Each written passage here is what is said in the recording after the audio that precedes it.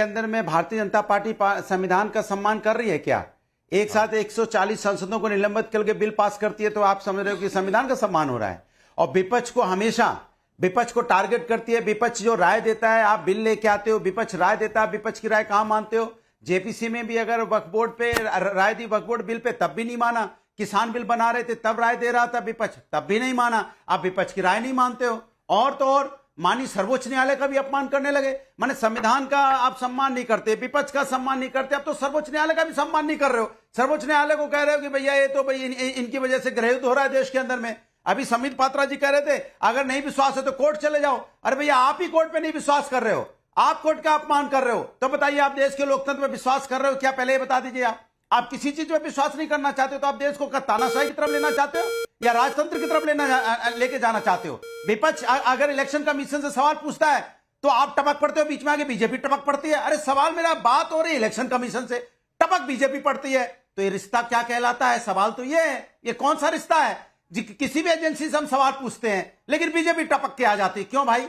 आपको तो हमारे साथ खड़ा होना चाहिए लोकतंत्र बचाने के लिए। अगर हम सवाल उठा रहे हैं कि हरियाणा में आपने चंडीगढ़ में आपने देखा वोट की चोरी हो रही थी, जब मेयर का चुनाव हो रहा था, आम आदमी पार्टी को हराया जा रहा था और सबके सामने चोरी हो रही थी, तो क्यों आपको हमारे साथ आगे खड़ा होना चाहिए ना कि भाई विपक्ष आवाज उठा रहा है, बिल्कुल सही उठा रहा है, देखिए यहाँ पे वोट की चोरी हो रही है। या उत्तर प्रदेश के अंदर में जब तंत्र का इस्तेमाल हो रहा था बाई इलेक्शन में, हमने कहा हम तो चुनाव जीते 2024 में, 43 सीटें लेके आए। चुनाव जीतने के बाद भी हमने कहा हमें ईवीएम पे विश्वास नहीं है। चुनाव जीतने के बाद भी हमने कहा कि हमें इलेक्शन कमीशन पे विश्वास, इलेक्शन कमीशन को जो हम लिख के देते उस पर कार्रवाई नहीं करता। और वो हमने उपचुनाव में देखा किस तरह से नंगा नाच उत्तर प्रदेश के अंदर हुआ, तंत्र का कितना दुरुपयोग हुआ, किस किस कॉन्स्टिट्यूंसी में बताएं कैसे। अनुराग भदौरिया जी, आधा सच जो है ना कई बार झूठ से ज्यादा डेंजरस होता है, क्योंकि आप आधा सच बता रहे हैं कि वो चंडीगढ़ के मेयर इलेक्शन में आपने आधा सच बताया कि बिल्कुल सही है, वहां धांधलेबाजी हो रही थी, पर यह भूल गए बताना कि कोर्ट ने संज्ञान लिया और कोर्ट ने रद्द किया उस इलेक्शन को। तो कोर्ट इंडिपेंडेंट है ना, इंस्टीट्यूशन मर नहीं गए ना इस देश में। ये तो मानेंगे कि इंस्टीट्यूशन जिंदा है। आज अगर बीजेपी कोर्ट की दुहाई दे रही है, कह रही है हाय राम क्या हुआ है कोर्ट को, तो इसका मतलब कोर्ट उनके कंट्रोल में नहीं है। कम से कम इस बात की ही दिवाली मना लीजिए, लेकिन ये भी नहीं। लेकिन प्रदीप भंडारी, बहुत से सवाल उठाए अनुराग भदौरिया जी ने, जवाब दीजिए, जवाब इस बात का भी दीजिए कि अखिलेश यादव जी ने तो एक इंस्पेक्टर का वीडियो भी कल ट्वीट कर दिया था इलेक्शन कमीशन के मामले में, महाराष्ट्र के मामले में। ये कौन सी सच्चाई है?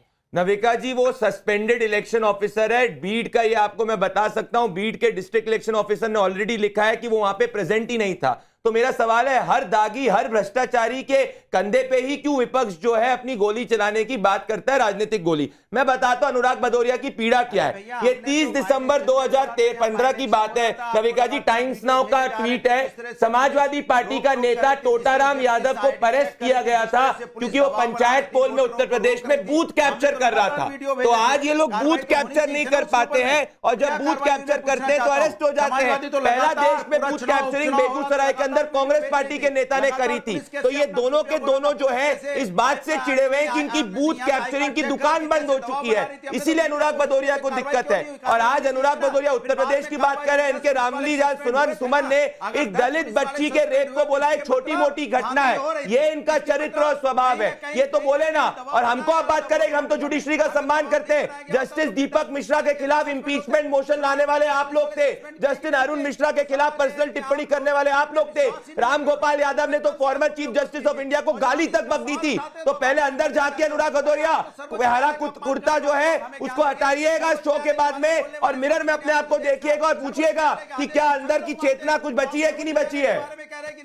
अनुराग भदौरिया जी, मैंने आपको पूरे 120 सेकंड आपको पहले दिया और शायद 120 सेकंड से ज्यादा दिया आपको बोलने के लिए, लेकिन मैं देख रही थी कि जितनी देर आपके सवालों का जवाब दे रहे थे प्रदीप भंडारी, आप बीच में बोलते रहे। अब ये संवैधानिक है क्या? ये संवैधानिक है क्या? ये परंपरा है क्या डिबेट की? यही आप पार्लियामेंट में भी करते हैं। आप पार्लियामेंट में भी करते हैं और फिर कहते हैं हमारी कोई सुनता नहीं। आप किसकी सुनते हैं? आपका आउटगोइंग फ्री है, इनकमिंग बैंड है, और ये दिक्कत है।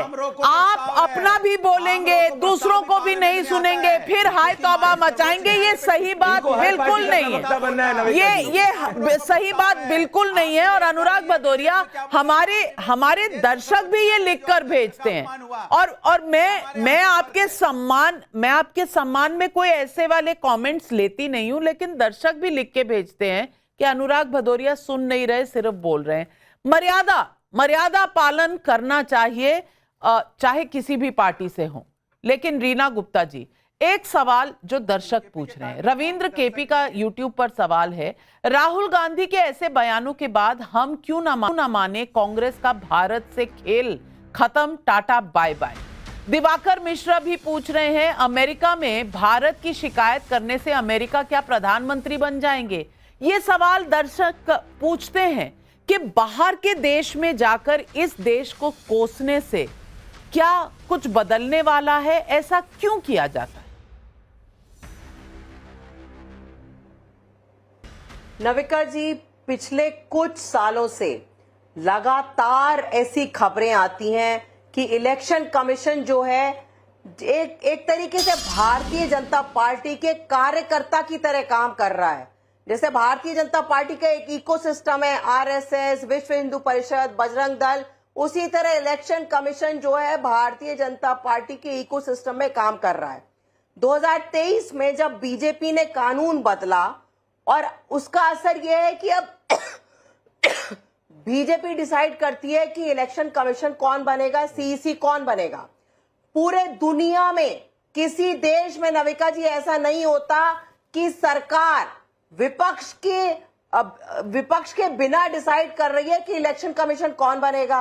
अब ये भारतीय जनता पार्टी ने 2023 में कानून बदला, अब जिसको ये चाहे उसको सीईसी बनाते हैं और उसके बाद जो भी बनता है वो इनकी जी हजूरी करता है। मैं 3-4 एग्जाम्पल दूंगी आपको, सिर्फ दिल्ली से एग्जाम्पल दूंगी नविका जी। दिल्ली में 4 साल में 2020 से 2024 तक 4 लाख वोटर बढ़े थे सिर्फ, और दिल्ली विधानसभा के 6 महीने पहले इस बार 4 लाख वोटर दिल्ली में बढ़ाए गए। ये 4 लाख वोटर कहां से अवतरित होकर दिल्ली आ गए, इसका आज तक इलेक्शन कमीशन ने हमें जवाब नहीं दिया। इलेक्शन कमीशन के नाकों के नीचे हमने दिखाया कि किस तरह कैश फ्रीली डिस्ट्रीब्यूट हो रहा है नई दिल्ली विधानसभा में। अरविंद केजरीवाल जी की विधानसभा में लगातार कैश डिस्ट्रीब्यूट हुआ, लगातार चादरें, बर्तन, लोटा सब कुछ डिस्ट्रीब्यूट हुआ। हमने सब वीडियो की एविडेंस दी, इलेक्शन कमीशन के कान पे जू नहीं रहेंगी। उसी विधानसभा में 2 महीने के अंदर 10,500 वोटर एडिशन की एप्लीकेशन हुई।